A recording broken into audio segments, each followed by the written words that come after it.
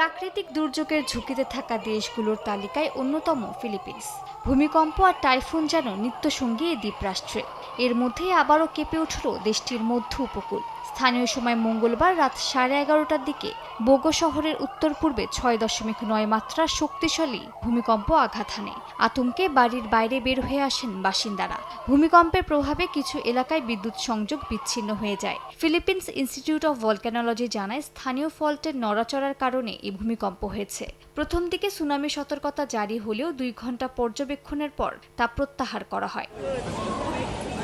ভূমিকম্পের ঘটনায় বেশ কয়েকজনের প্রাণহানির খবর পাওয়া গেছে। আহত হয়েছেন অনেকে। সবচেয়ে বেশি প্রাণহানি হয়েছে বোগো শহরে। আহতদের চিকিৎসায় হাসপাতালের বাইরে খোলা হয়েছে অস্থায়ী চিকিৎসা কেন্দ্র। সেবু প্রাদেশিক সরকার জানিয়েছে, বান্তায়ান দ্বীপের কাছে একটি বাণিজ্যিক ভবন ও স্কুল ধসে পড়েছে। বেশ কিছু গ্রামের রাস্তাও ক্ষতিগ্রস্ত হয়েছে।